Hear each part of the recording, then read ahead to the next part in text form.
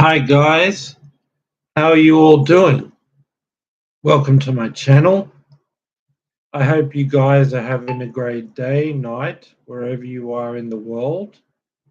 I just want to preview the Indian Wells semi-finals for you guys. I hope that's going to be okay. First, I'll just look quickly at the quarterfinals, but very quickly. This, guys, is Indian Wells 2022 semi-finals preview. Hope you guys have come to the right place.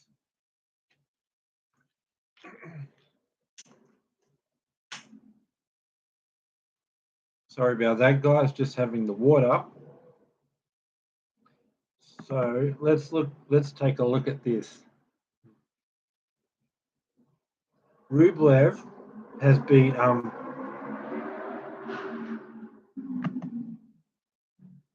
guys, just a minute. Sorry about that. So Rublev has beat Dimitrov in the quarterfinals by the score of 7-5, 6-2. Just consistency and power, able to move Dimitrov around, expose a lack of movement, but power and consistency, whereas Dimitrov, power and inconsistency, not good enough movement to take Rublev moving him around consistently with that power, right? Fritz and Komanovic, two big service power guys, but I felt like Fritz was a little too consistent with the power, so 7-6, 3-6, 6-1 there for Fritz. The other quarterfinals, Carlos Alcaraz playing amazing tennis, blowing everyone away, continues to do that with Cameron Norrie, 6-3, 6-4. Two consistent baseliners with great defense, but Alcaraz just too much power on his baseline shot. So when you get two consistent players not making errors, great defense, but one has more power on his rally shot than the other, it's just rallies where he's standing in the middle and pushing the other guy around, and you're overpowering him, but yet matching Norrie's strong points. Defense, consistency, but beating him with power and using his power to be in control of all these long rallies. So 6-4, 6-3. Nadal defeats Nick Kyrgios of Australia 7-6, 5-7, 6-4. Nadal was up and down, played a very, very high level, which Kyrgios, I don't think he could get to that level. So what I was trying to say there with that one was that I just think like Nadal really stepped up and really played well at the end of the first set. And like he defended well, he attacked, he had great consistency in his rally shots, power with the forehand, served quite well, stepped up at the end of the first set when needed, got down a break, but really did well to get that break back. And like I said, that high level he played at the end of the set, great defense, running down balls, hitting winners, moving Kyrgios around, serving well. It was a level Kyrgios couldn't get to, didn't know how to handle. Then the second set, Nadal went off, made a whole bunch of errors. Kyrgios played a good level, outplayed him there. And then we got to the third set. In the third set, Nick Kyrgios was outplaying him, and Nadal again with that poor level with the errors, almost gets broken. But then at the end of the third set, Nadal reaches that great level at the end of the first set and outplays Nick Kyrgios and plays at an extreme high level. And at the most important points, why Kyrgios' game goes off and makes a few errors and gets a bit nervous and not great under pressure, whereas the pressure brings the best out of Nadal. He steps up, great consistency, defense, attacking play, serving right at the end of that third set to win that third set. Raphael Nadal did 6-4. So now I'm going to preview the two semi-finals. Just give me one quick second, guys.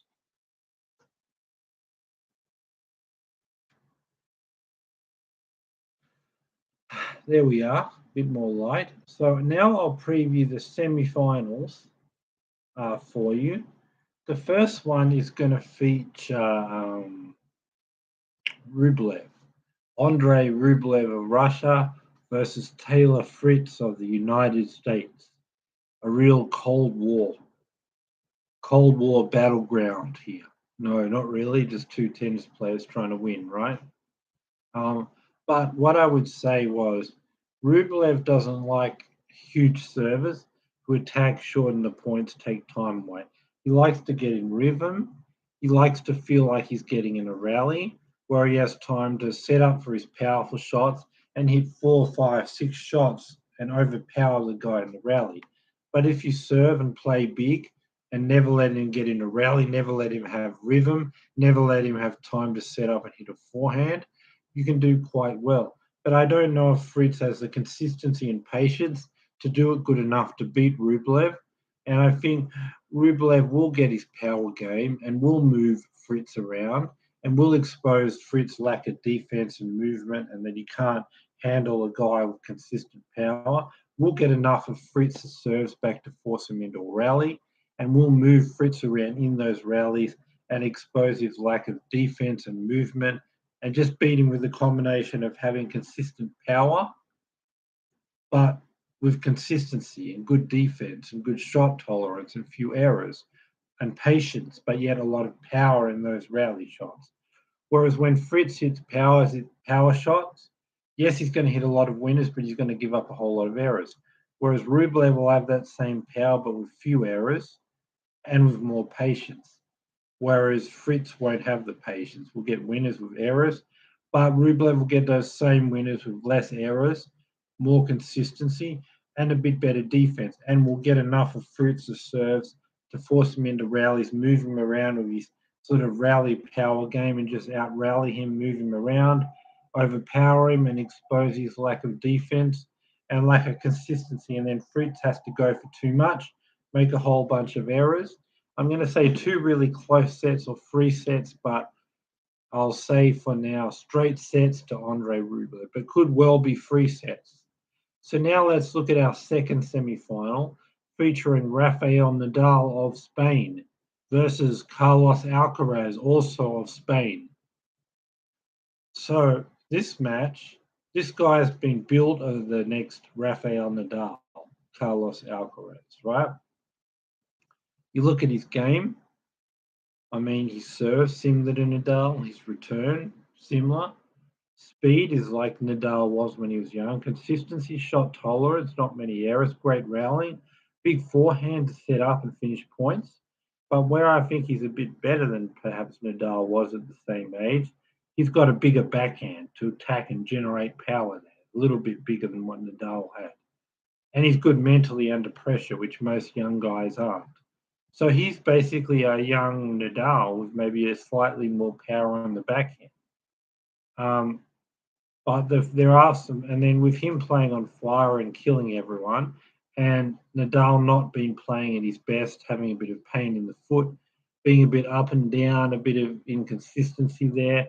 With Nadal not being in his best, Alcaraz being his absolute best, the opportunity is definitely there for Alcaraz to win this one, and he may well do so. But I'm just feeling like, I mean, this guy started watching tennis because he idolized Nadal. The way what Nadal does on the court motivated him to even be in the game to begin with, right? So when you're playing a guy who is your hero and your idol, as you've said, and you're only in the game because you watched him on TV and that excited you about tennis, like he said, just to be on the court with his hero is great. But to try to actually go there and beat your hero and feel like you're on his level, no, you feel like this guy is like a god to you. And just to shake his hand or be near him is just such an honor. But you don't really believe necessarily that you belong and you could actually be better than him in a tennis match. And I think playing guys who are not his idol, he's doing well. He can beat those guys. But the mental pressure to say this guy's my hero, this guy's my idol, he's the one that made me get in tennis. It all started with him. To now say I belong to the point where I'm actually better than that guy, who's my hero who made me get in tennis. No, I think it's more going to be like it's a dream to be on the court with Raphael Nadal, and if I could just shake the guy's hand or anything from him, that's just good enough for me. And just being in a match and losing, I think he's going to say that's just good enough for me. Because he's playing very well, I'm going to say he'll get a set. But if it's one set all, they're both playing at a similar level. Nadal will be able to step up and play his best when it matters. As you've seen, he's not been playing well, but he's beat everyone. Why? Because he's found a way to step up and play well for short periods at the important times. I think he'll be able to do that here again. And at those same moments, Alcaraz will be nervous and actually play his best because he'll have to break through and beat his idol. He's just happy to be there. He's just feels like he's playing a god. He's just excited to be there with Nadal on the Alcaraz is. But when it comes to if he gets to one set all and big moments to finish it, he's not going to have the heart to do it. And those big moments when he's so nervous and so edgy, and I'm going to break through and beat the guy that I see as a god who got me into tennis, and they've got to break through these mental barriers. That'll bring the worst out, and he'll hit some errors and probably play some poor shots at the most important moments that will decide the match. Whereas Nadal, it's just another young guy coming up. You've seen that many times before. He steps up in the big moments, and it'll just be another victory against another young guy where he's just better under pressure and steps up in the third set, in the big moments, in the big points, plays his absolute best, while Alcaraz plays his absolute worst. Like I said, similar style, a lot of rallies, a lot of power on the forehand side, and consistent power from both Alcaraz and Nadal. Good power consistency on the backhand side. Their serves about equal, the return of serves, but it's really going to be the mental side of the game. Nadal also is a thinker around the court. All the experience, all the opponents he's seen, all the different things that playing Federer, Djokovic, and all these top guys. He's seen it all. And what they've all shown to him, he knows how to think. Medvedev, all these guys, he knows how to say, if they're doing this and this tactic for their game is working, I'm going to outthink them, and I'm going to do something that they may not necessarily like, whether it be drop shots coming to the net, getting the opponent's drop shots, lobs, spins, top spin, getting it high up on people's backhand. When things are not going well, he's got this whole new skill set that he developed that he didn't have at Alcaraz's age, like improving at the net, improving the serve, improving attacking the second serve on the return, right? Drop shots, drop volleys, all these different spins, the low chips, like all these different things when things aren't going well. If Alcaraz is playing great, he can show all these different things at the opponent and all these new skills he's acquired to just get him over the line, and things that Alcaraz hasn't necessarily acquired. So if they're playing at a similar level at the baseline, these intangible net play, drop shot, volleys, chips, and these kind of things that Nadal can analyze how the match is going and say, if it's not going the way I want, I can use this skill, I can use this other skill, or I can throw this at them, or that doesn't work, I can try another and another.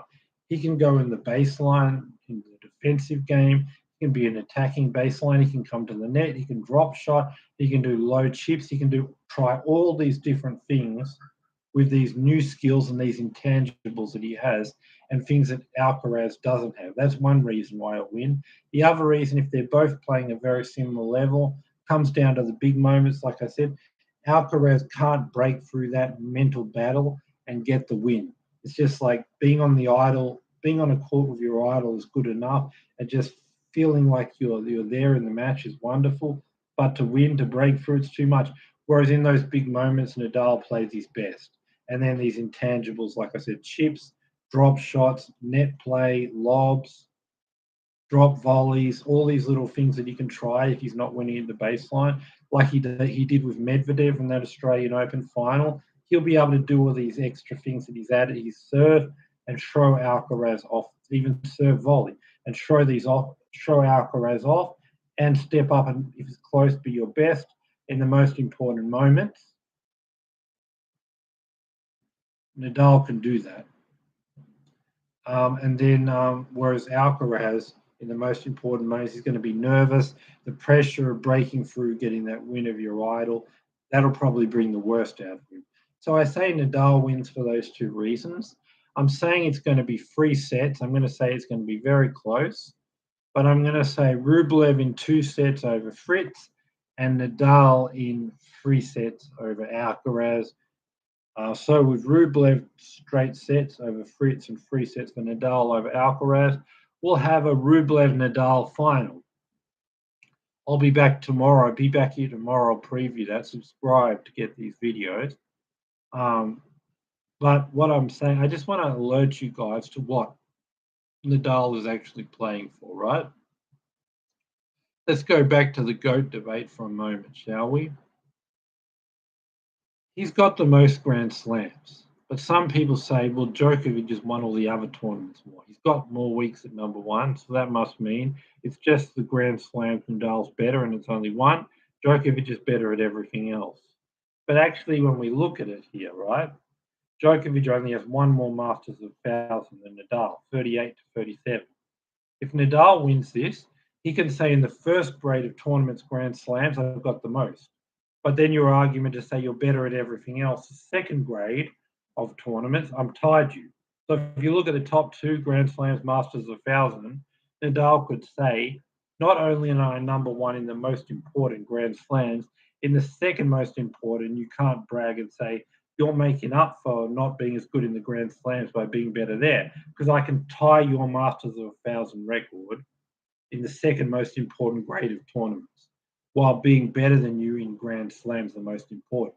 So in the top two, he would be tied on one and ahead on the other, and the most important, the Grand Slams, be ahead. So he would be ahead in the GOAT debate. Right now, you can say Djokovic has won more Masters of 1,000, Nadal won more Grand Slam, but you could say Djokovic doesn't have that advantage. They're tied. You're getting nothing out of Masters of 1,000. You can't say Djokovic is better at all the other tournaments because he won't be better. He'll be tied. And because he's tied, then it's just about Grand Slams where Nadal's one ahead. So Nadal's playing for that, to tie that record. Also, later in the year, Nadal has more 500s also than Djokovic. So he's one behind Federer for the most 500s in the history. So he could potentially win Barcelona, which he's favoured to do, tie up the race for 500s. So he could potentially have the most in Grand Slams, Masters of 1,000, 500s. And if you're being the best player as far as tournament wins in every grade of tournaments, as far as tournament wins, you don't be the GOAT by saying, I made a whole lot of tournaments, made the final and lost, but I got points for that. That helped me for number one. No, if you're not the best in that week or that 2 weeks, you're not the GOAT. So I'm only counting when you were the best in that week and nobody could beat you. So since you were the best, you're using that to say, am I now the best ever? And Nadal has a chance to be in everything but 250s. The GOAT is not decided in 250s. Making Grand Slam finals and losing, making any tournament and losing, right? The GOAT is not decided there. It's decided when you win. If you lose, someone else is better than you then. You're not even the greatest of that week. How can you be of all time? So if I'm just focusing on tournament wins, Nadal has the most Grand Slams, but one behind Djokovic in Masters of 1,000, one behind Federer in 500s. If he wins this Indian Wells, he can tie up the Masters of 1,000. He can move ahead on the clay court Masters of 1,000. And then Barcelona, he's also playing to tie up the most 500s ever, and he's 7 ahead of Djokovic. So if he wins that, he'll be tied with Federer in 500s. Well, he's 5 years younger. He's likely to win more. Federer's not really. So he could be the best in all grades, 500s, Masters of 1,000, and Grand Slams. And the GOAT is not decided in tournaments you lost or in 250s, and they're the only things he won't be the best at. Doesn't have it now, but like I said, one Masters of 1,000 behind Djokovic, one 500 behind Federer at Barcelona, but he's playing to tie up the Masters of 1,000 race this weekend. So we'll see if he does. He does it. He can say back up that he's not just the best Grand Slam player, but Djokovic is not better in the other tournaments, because the next most important he'll be tied, and then the first most important he'll be ahead.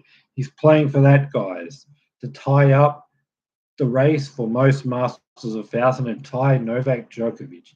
Be back for the final tomorrow, guys, where I'll preview the Indian Wells final, which should be Rublev versus Nadal. Subscribe, bell notification, thumbs up, and be back here, guys, for tomorrow for my Indian Wells final preview. That's my video for today.